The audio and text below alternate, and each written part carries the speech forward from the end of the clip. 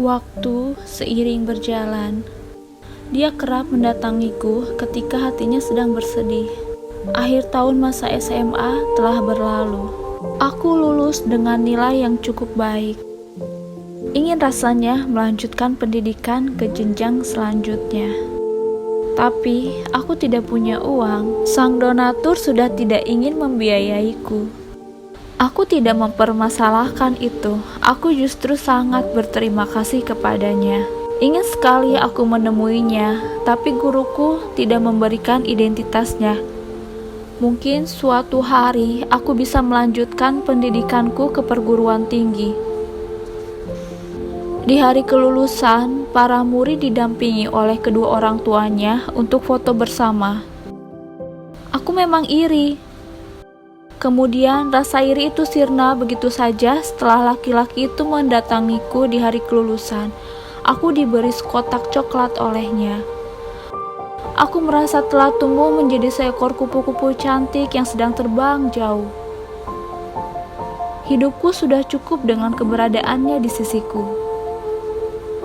Semenjak itu aku jadi menyukai coklat karena dia selalu memberikanku coklat. Kadang aku tidak menghabisinya. Aku simpan di tempat yang aman sampai coklat itu berubah bentuk dan mengeluarkan bau busuk. Tapi aku menghiraukannya. Aku senang menyimpan pemberian darinya. Aku tersenyum bahagia saat itu. Ada rasa ingin berfoto dengannya seperti orang lain, tapi aku tidak punya kamera ataupun ponsel untuk berfoto, dan aku tidak berani jika harus memintanya menggunakan ponsel miliknya. Semenjak hari itu, aku menabung untuk membeli kamera. Aku menjalani hari seperti orang pada umumnya. Aku bekerja di berbagai tempat, mulai dari swalayan hingga menjadi pembantu di pedagang kaki lima. Laki-laki itu perlahan-lahan melupakanku, dan aku sudah tidak menemukan keberadaan temanku lagi. Sampai suatu hari, aku menemukan laki-laki itu sedang bersama seorang gadis. Dia memang cantik, aku sadar jika dia cocok dengannya. Berbeda denganku yang cukup lusuh, bahkan aku sadar jika aku tidak cocok dengannya. Aku tidak terima itu semua. Aku sudah berjanji kepada diriku sendiri dan kepadanya jika aku akan bersama dengannya selamanya. Wanita itu bahkan tidak tahu bagaimana perasaannya saat sedang bersedih, kesal, atau bahkan sedang tersenyum bahagia. Dia bahkan tidak tahu jika laki-laki itu tidak suka dengan adik-adiknya dan membenci kehidupan keluarganya. Dia tidak suka jika berada di dalam rumah dalam waktu yang cukup lama. Aku tidak terima jika wanita itu mengambil laki-lakiku.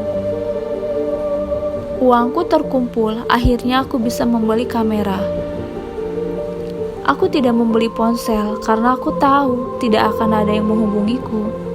Di sela waktu luang, aku mengikuti kemana mereka pergi. Hingga akhirnya, aku menemukan tempat tinggal laki-laki itu. Aku menghampiri rumahnya. Cukup sepi. Mungkin karena malam hari. Tidak ada keberadaan laki-laki itu di rumahnya. Kemanakah dia berada? Apakah dia menginap di rumah gadis itu? Aku yakin jika ini adalah rumahnya. Aku kerap memergokinya ketika keluar masuk rumah pada siang hari. Lalu aku menggandakan kunci di pintu belakang rumahnya. Tapi setiap aku mendatangi rumah itu, neneknya selalu terjaga dan kerap memergokiku. Bahkan dia menganggapku sebagai hantu. Aku akui itu. Aku tidak pernah mengikat rambutku selain bekerja, dan pakaian tidur yang kupakai adalah pakaian panjang berwarna putih. Karena di panti, aku selalu mengenakan pakaian serupa ketika tidur. Hal itu sudah merupakan kebiasaanku yang masih terbawa sampai sekarang. Untung saja tidak ada yang percaya dengan ucapan si nenek. Nyatanya, aku masih bisa masuk menggunakan kunci yang sama. Aku harus tinggal di dekat sini agar bisa mendatangi rumah itu setiap hari. Di hari yang sama, aku mendatangi rumah yang berada di seberang rumah milik laki-laki itu. Dia tinggal sendiri. Dia seorang laki-laki pekerja dan juga seorang pemabuk. Aku bisa melancarkan aksiku. Saat itu dia sedang terbaring lemas karena pengaruh alkohol yang dia minum. Aku mengambil kantong plastik dan menutup kepalanya dengan erat. Badannya mulai memberontak lemas. Ketika sudah berhenti, aku mulai menggantungkan badannya. Polisi menemukan jasadnya. Mereka mengatakan jika motifnya bunuh diri yang disebabkan oleh depresi berat. Itu yang ku dengar ketika melewati rumah itu. Tak lama rumah itu kosong, tidak ada yang mengisi. Suatu hari, laki-laki itu mendatangi rumahku. Aku melihat mukanya yang sedang kesal. Berhentilah mengikutiku. Aku mengikutinya. Bukankah selama ini kami selalu bersama? Setiap hari kami berkencan, bukan? Sadarlah. Aku tidak mengerti apa maksud dari laki-laki ini. Apakah gadis itu mempengaruhi pikirannya agar menjauhiku? Aku tidak terima. Aku mencoba menarik perhatiannya dengan melukai diriku sendiri. Lalu, tanganku mengeluarkan darah. Badanku lemas melihat darahku sendiri yang begitu banyak. Kemudian, saat itu aku tidak sadarkan diri dan dia membawaku ke rumah sakit. Dia menungguku di rumah sakit sampai dinyatakan pulang oleh dokter. Setelah itu, dia tidak berkata apa-apa. Aku tidak ingin merusak suasana hatinya. Beberapa hari kemudian, aku belajar mengendarai motor dari si pedagang kaki lima. Tak lama dari itu, aku berhenti bekerja sebagai pembantu pedagang kaki lima dan mulai bekerja sebagai pengantar pizza. Sejujurnya aku tidak mempunyai identitas diri, tapi entah mengapa aku selalu mendapatkan pekerjaan. Aku tidak tahu jika aku beruntung atau seseorang sedang mengendalikanku. Aku belum sadar saat itu. Kemudian aku mengisi rumah kosong di seberang rumah laki-laki itu secara diam-diam. Aku mendapatkan kunci rumah itu saat aku membunuh pemilik rumah. Tak ada satu orang pun yang mencurigaiku. Bahkan tidak ada tetangga yang mengetahui keberadaanku di situ. Setiap malam aku mengunjungi rumahnya. Dia sedang tertidur. Tapi aku merasa heran mengapa dia bisa tertidur lelap di rumahnya sendiri. Bukankah dia pernah mengatakannya kepadaku bahwa dia tidak bisa tidur tenang jika di kamarnya sendiri? Dia menceritakannya kepadaku jika neneknya selalu membuatnya kesal dan kadang neneknya selalu membuatnya bergadang setiap malam hari hanya untuk menemaninya. Dia memang membenci neneknya sejak dari kecil. Hari itu aku menemuinya saat sedang menemani neneknya. Rupanya dia sudah tertidur. Saat itu cuaca sedang buruk, aku cukup kedinginan. Tapi aku sedang tidak memakai pakaian hangat. Aku mencemaskan laki-laki itu dan hendak membawakannya selimut untuknya. Tapi baru saja nenek itu memakaikannya. Aku tidak terima jika seseorang peduli terhadapnya selain diriku. Aku kesal dan kembali ke rumah untuk membawa cat air berwarna merah. Aku berharap jika dia mengetahui keberadaanku di sini. Hujan turun malam itu. Aku hampir basah kuyup terkena air hujan. Tapi kakiku cukup kotor dan aku mengabaikannya. Laki-laki itu benar-benar tampan saat sedang tidur. Lalu aku memberikan cat air di kedua telapak tangannya. Dia tidak terbangun, tapi nenek itu melihatku. Dia berteriak dan aku segera pergi. Aku bersembunyi ketika laki-laki itu mencari keberadaanku. Mengapa aku harus bersembunyi? Bukankah lebih baik jika aku menemuinya? Tapi itu bukan saatnya. Aku mencurigai sesuatu. Aku mewarnai kedua telapak tanganku seperti dia mengotori dinding dengan kedua telapak tanganku agar dia segera menyadari keberadaanku. Tapi keesokan harinya dia tak kunjung mendatangiku di kediamanku yang lama. Beberapa hari aku tunggu dan dia tak datang untuk menemuiku. Dia mengabaikanku. Aku tahu semua ini gara-gara gadis itu dan neneknya. Hari berganti dan aku kembali menemuinya. Dia melihatku tapi dia tidak berkata apa-apa. Aku sangat kesal sekali hingga memukulnya.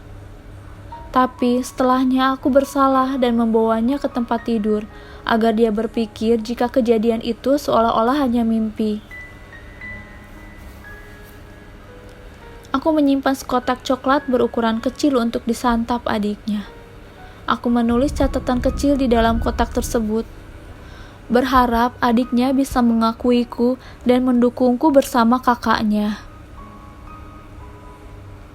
Keesokan harinya, aku kembali mendatanginya. Seseorang memukul laki-laki itu. Aku melihatnya secara diam-diam dan kemudian bersembunyi. Laki-laki itu dibawa lalu dimasukkan ke dalam lemari. Aku hendak memberi hukuman kepada seorang itu, tapi kemudian dia pergi. Seseorang itu ternyata laki-laki juga. Aku tidak bisa bertindak, kemungkinan besar aku akan kalah. Dengan cepat, aku segera melepaskan laki-laki itu, dan benar saja, tangannya diikat dan mulutnya disumpal. Aku menulis catatan kecil untuknya bahwa sebaiknya dia segera pergi, karena bisa saja seorang itu melukainya kembali. Kemudian aku pergi. Malam tiba, cuaca memang sedang buruk. Hujan turun disertai dengan angin kencang. Malam itu gelap sekali, selain karena cuaca buruk, namun disertai dengan padamnya listrik. Aku melihat seseorang keluar dari mobil. Laki-laki itu, aku menghampirinya, tapi dia tidak suka dengan keberadaanku. Sudah kukatakan, pergilah, jangan ikuti aku. Aku mensayat pergelangan tanganku menggunakan pisau yang aku genggam. Tidak terlalu dalam, tapi darahku bercucuran di mana-mana. Kali itu aku berani melihat darahku sendiri. Hanya saja dia tidak mempedulikanku. Dia hanya mengambil pisaunya dan meninggalkanku begitu saja. Padahal aku sedang terluka dan kehujanan. Dia benar-benar sudah tidak mempedulikanku lagi. Saat itu aku langsung menghampiri rumahnya. Aku menekan bel berulang-ulang, mengetuk-ketuk pintu, berharap dia mau menemuiku. Hanya dia harapanku sekarang. Maafkan aku. Aku pura-pura tidak sadarkan diri, tapi dia tetap meninggalkanku. Aku pergi. Aku harus menemukan cara lain agar dia mau bersamaku lagi.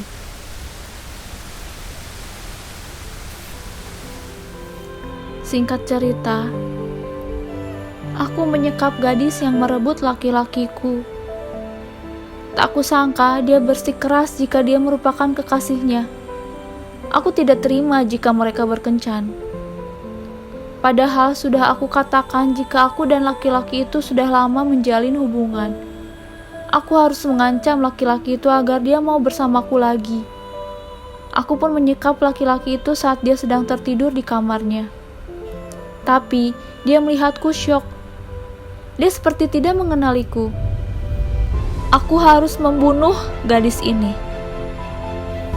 Seseorang berhasil menghentikanku, dan dia adalah laki-laki yang serupa. Mereka adalah saudara kembar. Sepertinya selama ini laki-laki yang aku temui bukanlah dia. Dia mengikat tanganku ke belakang sebelum polisi datang menangkapku. Dia membisikkan sesuatu. Jika kau tidak bertindak seperti ini, aku tidak akan melaporkanmu kepada polisi. Kau lihat selama ini kau aman kan?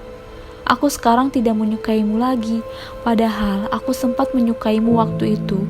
Aku berterima kasih karena kau sudah membantuku untuk membunuh nenekku. Dia tersenyum dan dia adalah si kakak dari saudara si kembar. Mereka begitu mirip sehingga aku kesulitan untuk membedakannya. Aku senang dia tersenyum kepadaku dan aku mengakui kesalahanku. Seandainya aku tidak gegabah, mungkin dia pasti akan selalu bersamaku.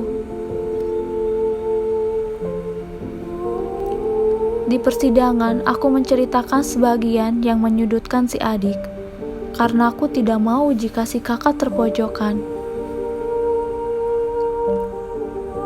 Tapi suatu hari si adik menemuiku di sel tahanan. Dia hanya ingin tahu mengapa aku mengotori tangannya dengan cat air berwarna merah. Aku hanya mengatakan jika dia dan aku sudah membunuh pengadopsiku, padahal nyatanya dia tidak melakukan apapun. Bahkan si kakak hanya membantuku pergi. Aku mengotori dinding hanya untuk diketahui keberadaanku olehnya.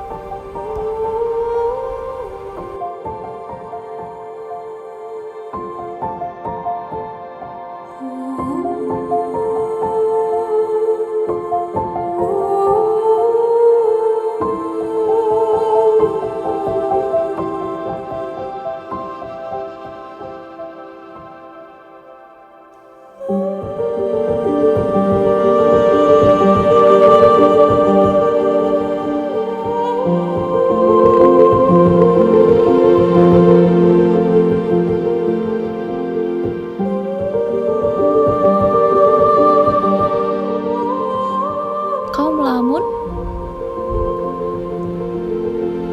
Aku menggelengkan kepala.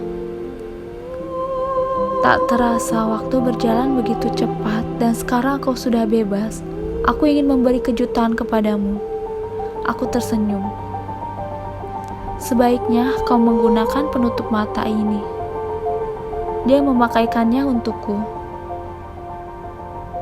Aku rela jika dia akan membunuhku.